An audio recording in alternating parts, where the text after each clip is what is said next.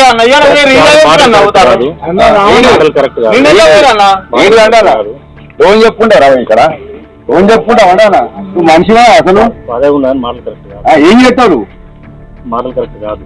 ఏం చెప్తావు అన్నా కరెక్ట్ కాదు అని చెప్తాను. నువ్వు మనిషివా రాబాయ్ మాటలు నువ్వు నా నీతులు చెప్తావా? అధికారం అంటే సేవ చేయడమని కొందరు నమ్మితే అధికారం అంటే ఎదుటివాడిని బానిసలా చూడడం, నోటికొచ్చినట్లు బూతులు మాట్లాడమని మరికొందరు భావిస్తున్నారు. ఈ రోజు మనం మాట్లాడుకోబోయే విషయం వింటే మీ రక్తం మరిగిపోతుంది. శాంతి భద్రతలు, ప్రజాస్వామ్యం, ప్రజాపాలన అని మాటలు కోటలు దాటుతున్నాయి, కానీ క్షేత్రస్థాయిలో పరిస్థితి చూస్తుంటే గూండారాజ్యం కనిపిస్తోంది.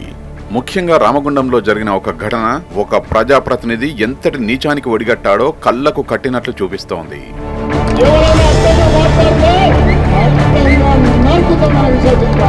ఇదిగో ఇతడు నీలకంఠ రాము, కాంగ్రెస్ పార్టీ కార్పొరేటర్. ప్రజల ఓట్లతో గెలిచి కార్పొరేషన్ మెట్లెక్కిన ఈ వ్యక్తి ఇప్పుడు అదే ప్రజల్ని, ముఖ్యంగా ఆర్ఎఫ్సిఎల్ కార్మికుల్ని నడి రోడ్డుపై నిలబెట్టి పచ్చి బూతులు తిడుతున్నాడు. ఇవి ఒక నాయకుడి నోటి నుంచి రావాల్సిన మాటలేనా? ఎందుకు చచ్చిపోరా మీరు? మేము ఇక్కడ ప్రభుత్వం పనిచేస్తారా, ఎమ్మెల్యే పని ఏందా? 24 hours అరే చెప్పుకోండి, మిమ్మల్ని ఆపుతారో ఆర్ఎఫ్సీలు ఆపుతారో చూసుకోండి.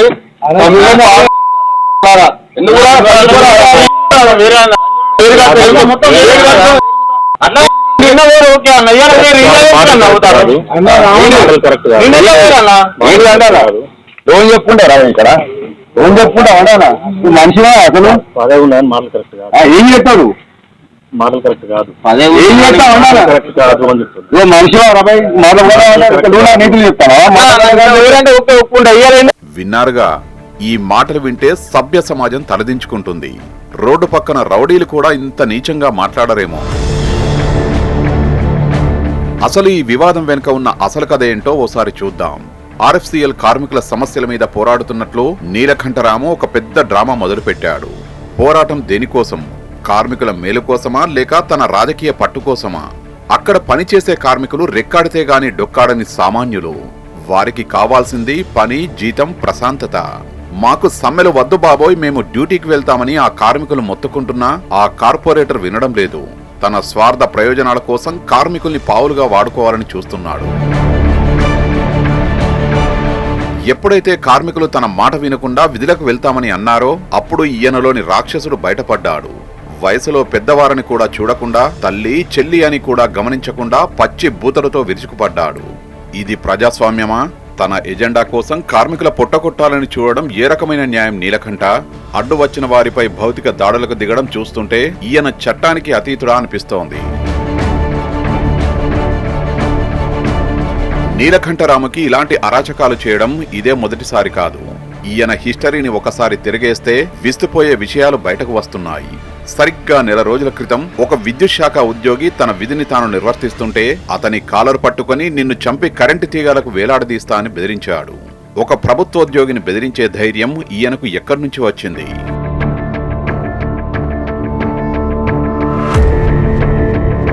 అప్పుడే పోలీసులు, ప్రభుత్వం కఠినంగా వ్యవహరించి ఉంటే ఈ రోజు ఈ పరిస్థితి వచ్చేదా?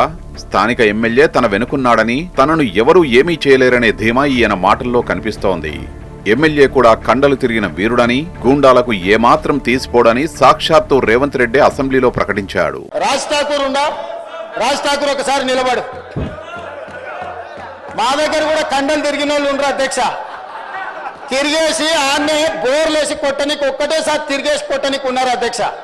అందుకే కావచ్చు అధికార పార్టీ ముసుగులో సామాన్యులను, ఉద్యోగులను భయభ్రాంతులకు గురి చేయడమే వారికి నిత్య కృత్యమైపోయింది. ఇది కేవలం ఒక కార్పొరేటర్ అహంకారం మాత్రమే కాదు, ఆ పార్టీకి ఉన్న అతి విశ్వాసం కూడా.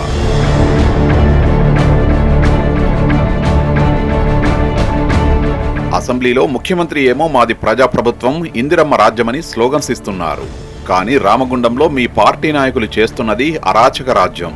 బాధితులు ఎన్టీపీసీ పోలీస్ స్టేషన్లో ఫిర్యాదు చేశారు. ఇప్పుడు ప్రశ్న ఏంటంటే, పోలీసులు ఎవరి వైపు నిలబడతారు? తిట్లు తిన్నా, దెబ్బలు తిన్నా ఆ పేద కార్మికుల వైపా, లేక అధికారం చేతిలో ఉన్న కార్పొరేటర్ వైపా?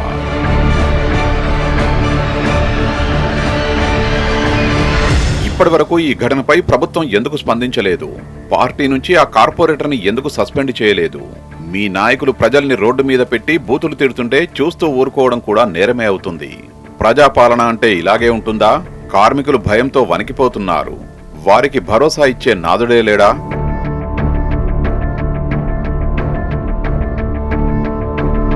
నీలకంఠరాము లాంటి అరాచక శక్తులకు బుద్ధి చెప్పాల్సిన సమయం ఆసన్నమైంది. ఈ రోజు ఆ కార్మికులకు జరిగిన అన్యాయం రేపు మరొకరికి జరగొచ్చు. ఒక కార్పొరేటర్ స్థాయి వ్యక్తికే ఇంత అహంకారం ఉంటే రేపు వీళ్ళు ఇంకెంతకు తెగిస్తారు? అధికారం శాశ్వతం కాదు, ప్రజల ఓట్లు శాశ్వతం. కార్మికుల కళ్లల్లో నీళ్లు తెచ్చిన ఏ నాయకుడు బాగుపడలేదని చరిత్ర చెబుతోంది.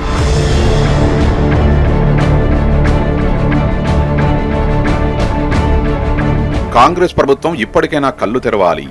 ఈ అరాచకాన్ని వెంటనే అరికట్టాలి. లేకపోతే ప్రజలే రోడ్ల మీదకు వచ్చి మీకు బుద్ధి చెబుతారు. రామగుండం కార్మికులకు అండగా ఉండటం మనందరి బాధ్యత. ప్రజాస్వామ్యంలో గూండాయిజానికి తావు లేదు.